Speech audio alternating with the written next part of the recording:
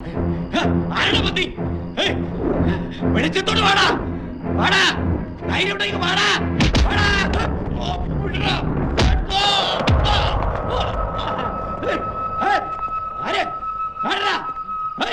വാടാ പന്നി, നേരിട്ട് വാടാ, വാടാ.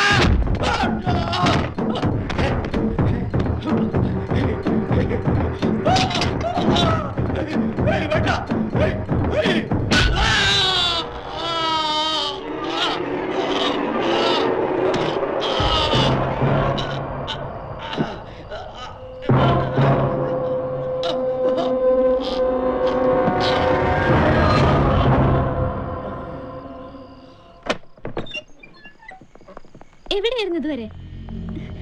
എന്താ എന്ത് പറ്റി എബി?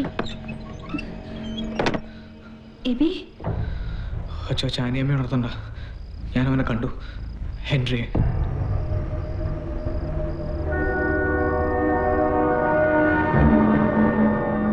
മരിച്ചോ? അറിയില്ല. എബി എന്തിനാ നീ ഇങ്ങനെയൊക്കെ? നമ്മുടെ മസന്നയ്ക്ക് വേണ്ടി ഇത്രയെങ്കിലും ചെയ്യണ്ടേ? എബി എനിക്കിനി നിന്നെ കൂടി എനിക്ക് പേടി. എബി നമുക്ക് ജീവിക്കണം, ഒരുപാട് ഒരുപാട് കാലം ജീവിക്കണം. ജീവിക്കണോ?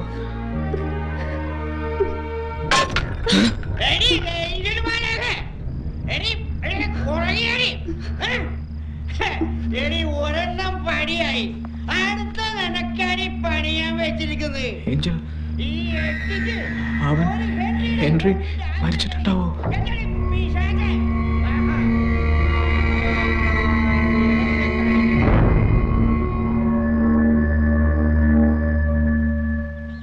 എന്നായാലും ഒരുമിച്ച് ജീവിക്കേണ്ടവർ തന്നെയാണ്. പക്ഷെ നീ എടുപിടിയെന്ന് വേണമെന്ന് വാശി പിടിക്കേണ്ട കാര്യമുണ്ടോ ആനി? ഞങ്ങൾക്ക് ഞങ്ങളുടെ പപ്പയെ പോലെയാണ് ഡോക്ടർ അങ്കിൾ.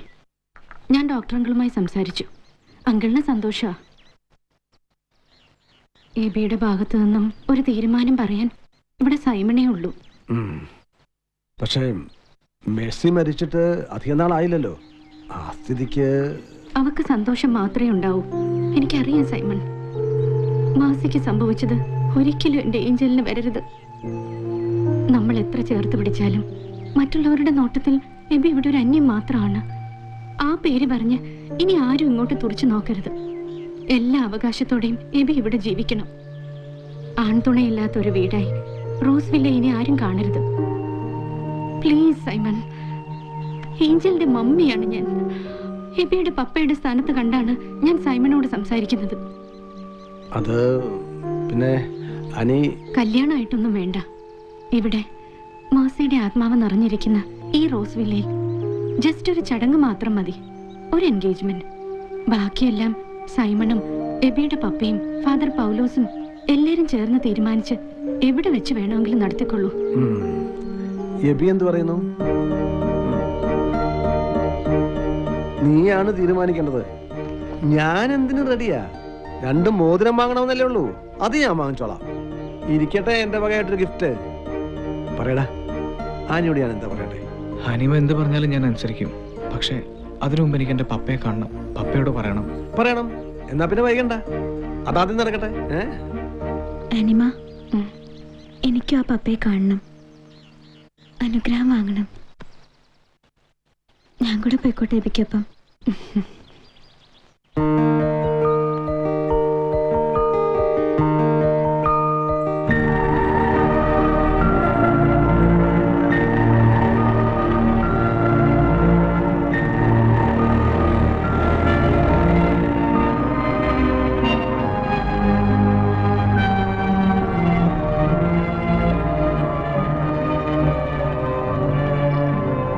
ഇതാണ് ഞങ്ങളുടെ ബദലഹേം, എന്റെ വീട്.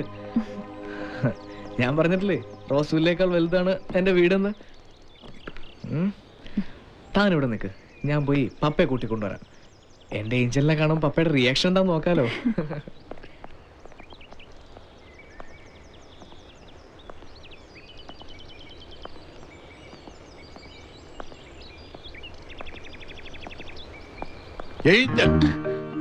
ഞെട്ടണ്ട ഒരൊറ്റ നോട്ടം നോക്കിയാൽ എനിക്കറിയത്തില്ലയോ ഈ നിൽക്കുന്നത് ഏഞ്ചലാണെന്ന്.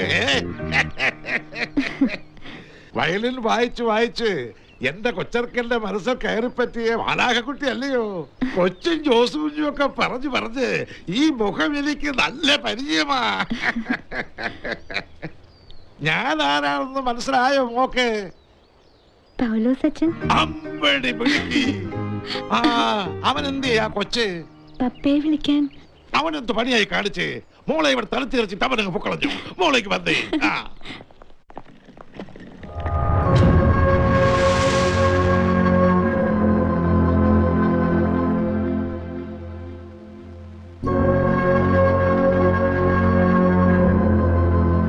ഇതാ പപ്പ ഏഞ്ചൽ.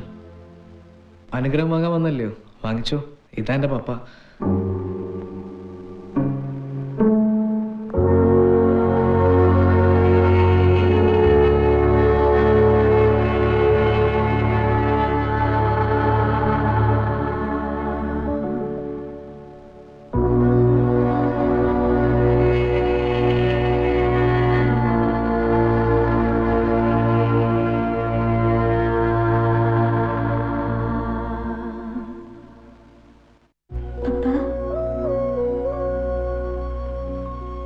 എല്ലാം പപ്പ അറിയുന്നുണ്ടെങ്കിൽ കൈയെടുത്ത് അനുഗ്രഹിക്കാൻ പപ്പയ്ക്ക് കഴിയില്ല.